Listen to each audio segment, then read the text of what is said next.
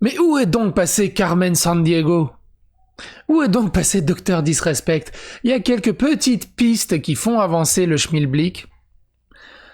La grosse news, si on peut appeler ça une grosse news, c'est qu'il a supprimé Twitch de sa bio Twitter. Ouh, on va aller loin avec ça. On va quand même faire un petit point sur ce sujet.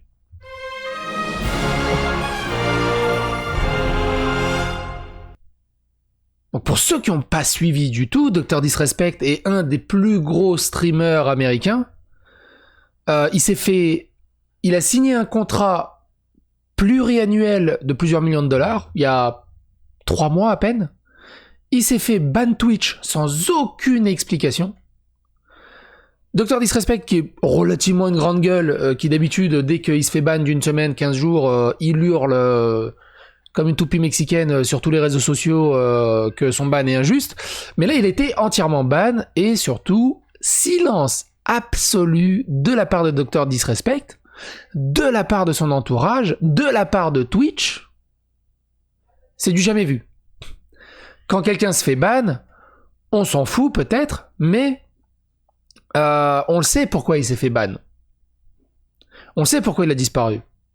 Là, non seulement c'est un des plus gros, mais tout le monde garde le silence. Et c'est extrêmement bizarre. Pour ceux qui veulent voir le début de l'affaire, je vous invite à regarder ma vidéo, je vous mets le lien dans la description, qui s'appelle Dr Disrespect permaban Twitch sans aucune explication. Et aujourd'hui, on apprend que le Dr Disrespect ne rejoindra pas YouTube malgré les taquineries de Twitter. On va voir ça plus en détail. Il y a encore beaucoup de points d'interrogation sur le Dr Disrespect et son interdiction choc de Twitch le 26 juin, ainsi que sur l'endroit où le two-time pourrait atterrir ensuite. Un switch possible pour le streamer peut être exclu, cependant il est définitivement sûr qu'il ne rejoindra pas YouTube selon l'initié Slasher, Rod Breslow, alias Slasher.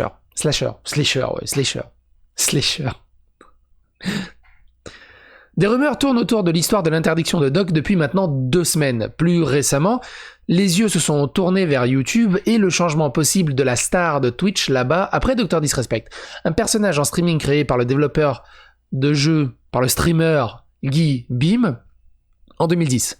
Il a finalement édité sa biographie Twitter. Dans ce que beaucoup croient être un petit étincelle subtile, il a déplacé l'URL de sa chaîne YouTube dans le spot des fonctionnalités. Il a surtout retiré, donc il a mis YouTube, mais il a surtout enlevé Twitch. Et il a encore rien tweeté depuis le 25 juin. 28 juin. Ça commence à faire beaucoup. Hein. Il y a des fois, tu te dis, il y en a, ils font des conneries. T'as la brigade d'internet, les enquêteurs d'internet qui arrivent à trouver des traces d'ADN de lui en l'espace d'un quart d'heure et tu sais à peu près ce qui se passe. Là, il y a strictement rien. Et c'est ça qui est ouf. Imagine un JDG se fait bannir de Twitch et de YouTube et pendant 15 jours, on a 0 news. C'est impensable. C'est impensable. Peut-être pas JDG, mais Sardoche. Imagine Sardoche, voilà. Plus Sardoche. Je vois plus Dr Disrespect dans un Sardoche, un peu grande gueule, très volubile, qui bouge beaucoup sur les réseaux sociaux. Et que pendant 15 jours, rien. Ça serait super bizarre. Et que Domingo dise rien, que Zerator dise rien. C'est trop bizarre. Cependant, Dr Disrespect ne rejoindra pas YouTube sur aucun type d'accord exclusif. C'est selon l'initié Rod Breslow Slasher qui a parlé de la situation du doc lors d'un co-stream Twitch avec la star de la plateforme Hassan Piker. Personne ne parle au Dr Disrespect, YouTube ne parle pas au Dr Disrespect. Cette situation sur l'adhésion, je peux confirmer que cela ne s'est pas produit, a déclaré Breslow lors de la diffusion de Piker le 13 juillet. L'initié a également ajouté qu'il l'avait déjà entendu YouTube et se sent comme si c'était dans une assez bonne position avec qui ils ont signé. Mais c'est faux. Breslow a également confirmé que la disparition du doc n'est pas un mouvement de plateforme, c'est pas une migration de plateforme, genre il passe de Twitch à YouTube ou de Twitch à Spotify. Il y avait des rumeurs comme quoi il passait vers Spotify ou même Facebook Gaming, ça existe. Mais c'est pas ça. Au lieu de cela, c'est une interdiction relative à des éléments criminels graves.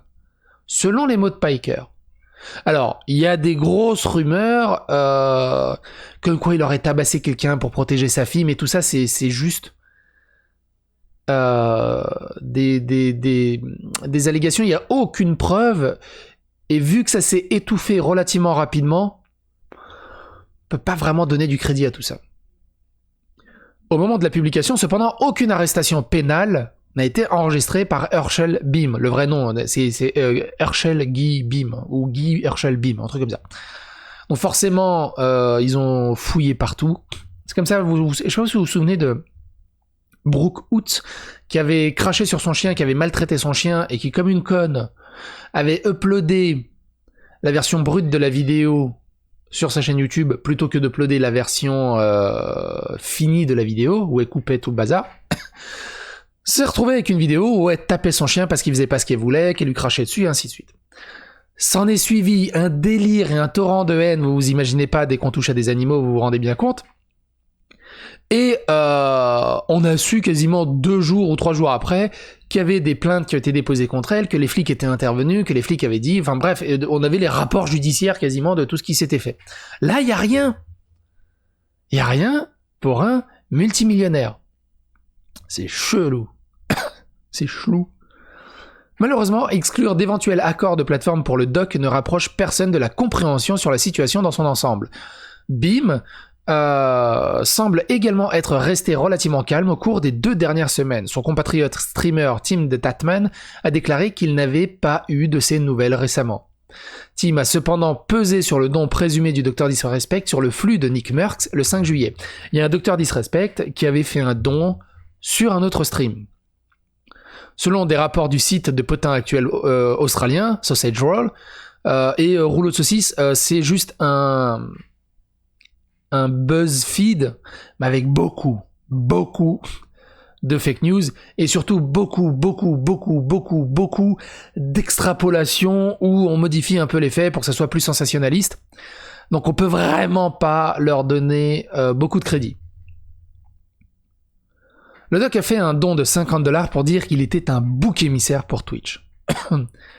Cela me fait peur que certains d'entre vous soient si stupides, et donc là c'est Silent the King, donc c'est Nick Merckx qui parle, et il dit « Cela me fait peur parce que c'est comme... ça me fait peur parce que c'est comme... C'est alarmant.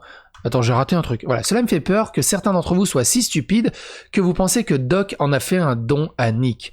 Ça me fait peur parce que je suis vraiment stupide, moi également. Non, je ne suis pas si stupide. Tim the Tatman a déclaré sur le don présumé. Il explique que cela me fait peur parce que c'est comme... C'est alarmant. Juste pour que vous compreniez, vous pouvez faire un don à Nick et à n'importe quel autre streamer sous n'importe quel nom.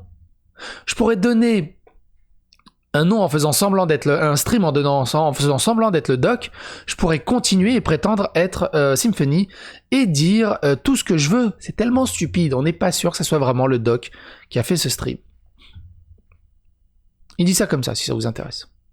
I think a lot of people can agree with me here. I am really stupid. It kind of scares me that some of you are so stupid that you think Doc donated that to Nick. That's scary to me. Because I'm... Oh, God, dude. Here we go. Brother.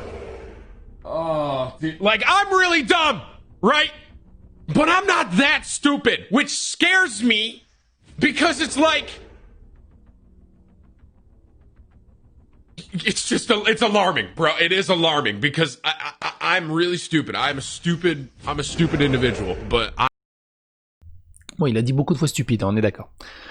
Avec YouTube hors du spectre, les options de Doc semblent s'affiner. Il y avait des rumeurs qu'il avait dessinées dans un accord de licence avec Facebook Gaming, basé sur un document contractuel divulgué, mais elles ont été jugées fausses.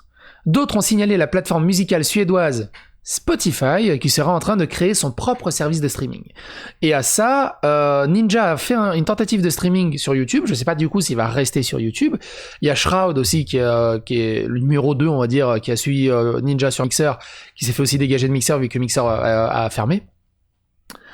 Et du coup, est-ce qu'ils vont pas se retrouver sur Spotify? Ils sont en train de tester pour l'instant. Je l'ai vu passer sur YouTube, il a fait 100 000, 150 000 viewers, ça pleuvait en dons. C'est $200, $500, $200, $500, c'était de la folie. C'était vraiment de la folie. Après, c'est Ninja. Ces rumeurs ont éclaté après que les fans ont découvert un vieux clip de Dr. Disrespect admettant qu'il avait rencontré le producteur Joe Rogan, qui faisait des podcasts sur Twitch. James Vernon, quelques jours seulement après que le podcasteur ait signé un accord de plusieurs millions à Spotify. Joe Rogan, qui faisait ses podcasts, a signé un accord de 100 millions de dollars pour streamer exclusivement sur Spotify. C'est énorme. C'est énorme. Faut vraiment totalement oublier le côté youtubeur, streamer dans sa chambre qui joue aux jeux vidéo. On est vraiment dans des... Comment on appelle ça? C'est dans le foot quand ils s'échangent des joueurs, là. Dans les transferts. On est vraiment dans des transferts hallucinants. C'est un truc de fou. Pour l'instant, les fans vont devoir rester assis. La saga du Dr. Disrespect et de son ban ne semble pas ne va pas se régler de sitôt. Nous sommes sur le point d'être frappés par le 18e jour sans nouvelles de Guy Herschel Beam, Dr. Irrespect. Si vous avez des infos, n'hésitez pas à les donner dans les commentaires. Si vous avez des news à gauche à droite, le truc c'est d'essayer de trier le fake et le vrai. On verra. C'est pour moi c'est même pas c'est même pas le sort de Dr. Disrespect qui est spécialement intéressant dans cette histoire. C'est comment un mec aussi influent, aussi volubile est passé sous un silence total et que tout son réseau, personne ne moufte rien. C'est ça qui est extrêmement intéressant dans cette histoire. Sur ce les amis, je vous fais plein de poutous. N'hésitez pas à vous abonner, à liker, à clocher, à partager autour de vous. Ça phagocyte l'algorithme de YouTube et ça fait plaisir à mes chevilles. Bye.